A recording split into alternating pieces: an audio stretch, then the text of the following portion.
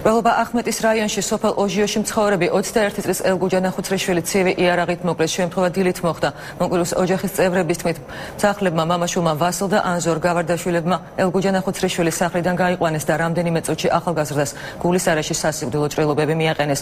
დაუზუსტებელი ვერსიით ველობა ეჭვიანობის ნიადაგზე მოხდა, აღძრულია სისხლის სამართლის საქმე. ეჭვმიტანილი დაკავებულია გამოძიებას ახმეტის პოლიციის რაიონული სამმართველო აწარმოებს.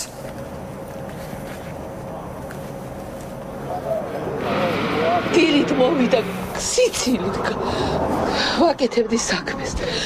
სადარიო გუჯაო, სახშია ზინავმე, გავაღვიძე, გავიდნენ და არ გავყოლილ ვარ, რას მოვიფიქრებდი, რომ ეს მოხდებოდა.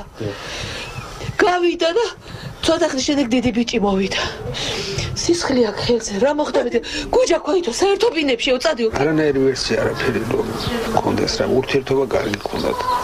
აბა ნაცები ვართ რამე და არანაირი არც ყურადღება არ მეცემია, მე წამოწოლილი ვიყავი და არაფერი არ მე რომ დამიძახარო ჩქარა ჩაიწვ წამოდიო, ჩავედი უკვე მარშრუტაში ხავდათ და მიყავდა, თუნდაც აიყვანა და მეც მეორე მანქანაში ჩავდექი და წავედი.